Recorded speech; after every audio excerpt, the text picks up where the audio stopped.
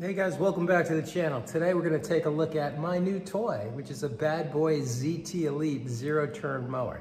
Can't review it because I just got it. It's got 1.2 hours on it. But I'm going to let you know why I bought this versus the competition. And the competition from my perspective was John Deere and Kubota. Let's take a look. All right, so what am I doing with the new zero-turn mower? If you've seen my channel, I mow my property, my current property, with a John Deere 318. It's about 40 years old, and it's a great machine. It's got a Honda engine in it, but it's a great machine. I'm lucky enough to have recently purchased a second property. This is a lot more land. It's about 15 acres, and I've got about 5 to mow. And it's a distance from my other house, so I figured I needed a mower here. Cutting that much with a regular garden tractor isn't gonna cut it. So I went with the zero turn. Let's talk about why I chose this.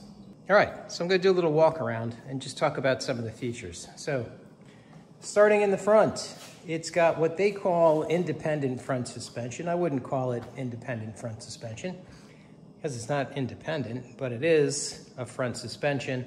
And basically you've got rubber isolators on the front wheels. It's got a rubber front bumper, which I guess is handy if you bump into things. The deck is one of the differentiators for me. Kubota and Deere, both of which are really good machines. Have got a 10 gauge deck. This is 7, and it's 7 gauge fabricated, not stamped. It's really, really tough. You've got your standard 11 by 6.5 by 6 tubeless front tires. The backs are 22, 11, 10.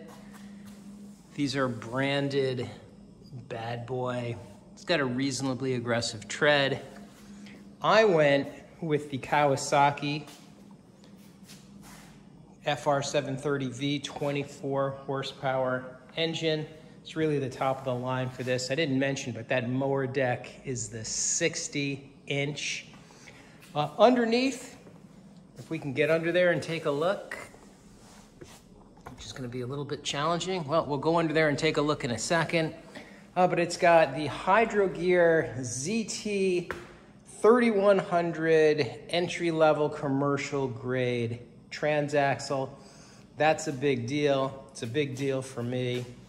You've got a fuel gauge. You've got an hour meter on the other side. It's got a nice seat, ventilated with armrests, which I really, really like. You've got the flip up footrest here. The seat is adjustable back and forth. Overall, it's a well put together machine. Your operator station is really, really straightforward. You've got your ignition switch, your hour meter, your PTO engaged, and your throttle. This is your mower deck height adjustment. And you do that using that pedal up in the front. On the other side, 6.5 gallon fuel tank. That's a differentiator. And you've actually got a fuel gauge on there. And you can see underneath there, at least I think you can see, this is a seat adjuster just like your car. It'll slide back and forth. The armrests, of course, go up and down. And here we are underneath taking a look at these Hydro Gear ZT 3100 transaxles. Again, these are commercial. They're the low end of the commercial grade, but they are commercial and they're completely serviceable. All right, so why did I choose this over the Kubota or the Deere? Well, I'm gonna rule out the Kubota right off the bat. Why? Price. So still, we're looking at a residential mower here. To get a 60-inch deck on a Kubota with the Kawasaki 24 horsepower engine, unless I am mistaken, you go up to the Z252KW, which is starting to push $9,000. Nice machine, but too much money. Way more expensive than this or the Deere. When you look at the three, the first noticeable difference is the lack of the rollover protection system. The ROPS on this, you can add it. It's about, looks like it's about $550, $595 to put it on this machine. I don't have it because my property is flat. I don't need it, and I'm not worried about resale. It comes standard on both the Deere and the Kubota. Transaxles was next on the list. Hydro Gear ZT 3100 here, which is commercial grade, entry-level commercial grade, but completely serviceable, well known in the industry, and reliable. Deere doesn't have that. Deere uses a different brand. The Kubota uses exactly the same thing. The mower deck quality and the overall build quality, this machine just won for me. This 7-gauge deck is a monster. 10 on the Deere and the Kubota. 10 is not bad. This is a big, heavy, substantial machine. We'll see how that works out as I actually start to mow here a few times. You got a bigger fuel tank here. This is 6.5 gallons. I think both the Deere and the Kubota are about 4.5 or 5. Engines are pretty much comparable, but you know, when you add it all up and you look at the price, I decided to go with the bad boy. And from a pricing perspective, this and the Deere are pretty close. List prices, I think if you look online, this is like $7,200 configured this way, or maybe even a little bit more than that.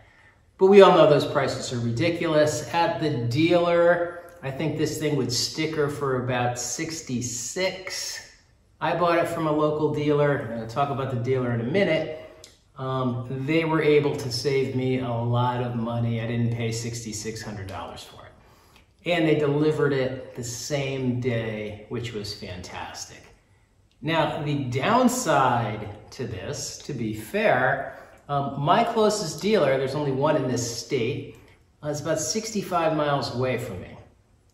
I've got John Deere dealers basically on every corner here.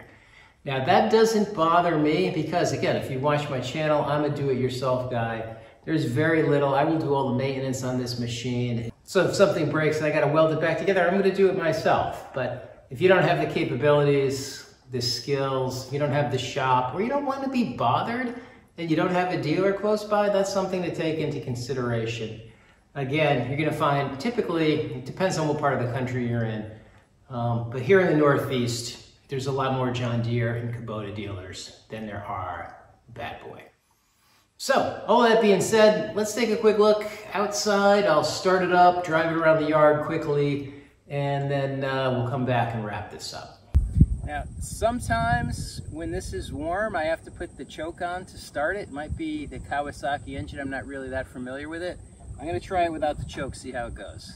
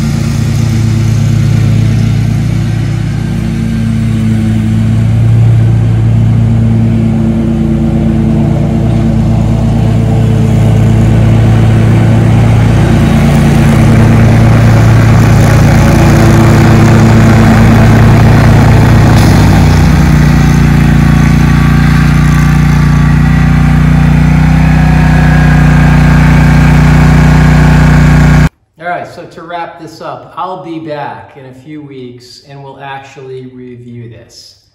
I cannot review anything in good conscience until I've used it for a while. So let's say we get 10 to 20 hours on this machine. We'll come back and we'll talk about what I like, what I don't like, if there are things that I don't like, and any challenges or problems that I've had.